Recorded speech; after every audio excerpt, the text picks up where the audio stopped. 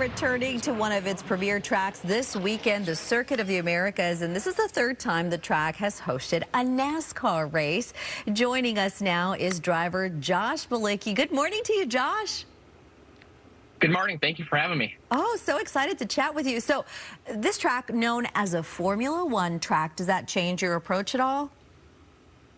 It does. So, we race 38 times a year, and 32 of them are circle tracks, ovals. This being a road course, it's the longest track on our schedule at 3.5 miles, but you're turning left and right, and there's some really big braking zones here too. So you're going from 175 miles per hour down to just 45 miles per hour multiple times throughout the lap, and it's a long track. 20 corners. It definitely makes it unique. It's really cool when you come here because it's a Formula One track, so it feels like that.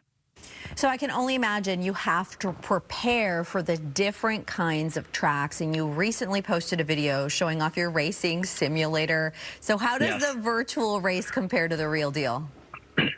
Yeah, so the virtual race online is actually really realistic because they laser scan the entire track. So the elevation, the bumps, I can feel all that in my simulator. Now, you don't get that butt feeling you get when you're driving a car. So, my simulator was static, so it doesn't have motion.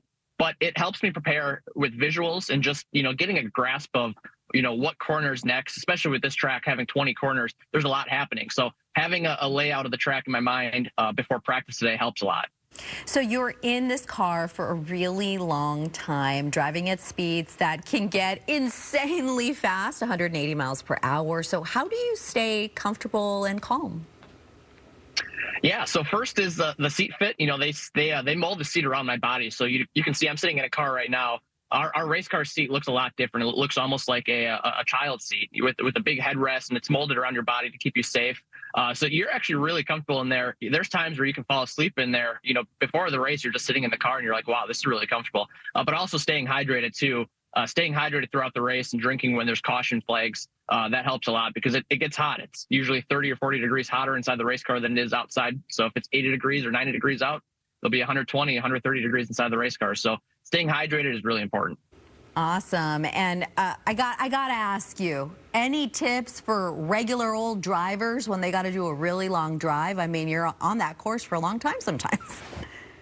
Yeah, don't get tired, because if you get tired, there's definitely a lot of mistakes that happen when you're tired. And we see that in racing too. We race a 600-mile race, and by the end of that race, everyone is tired. And last year's race was the longest 600-mile race ever at almost, I think it was over 5 hours. So by the end of the race, people were tired, and that's when you see more mistakes happen. So don't get tired when you drive long distances. It's not fun. All right. Really great advice, actually. Very practical. Thank you so much for your time, Josh. Thank you very much for having me.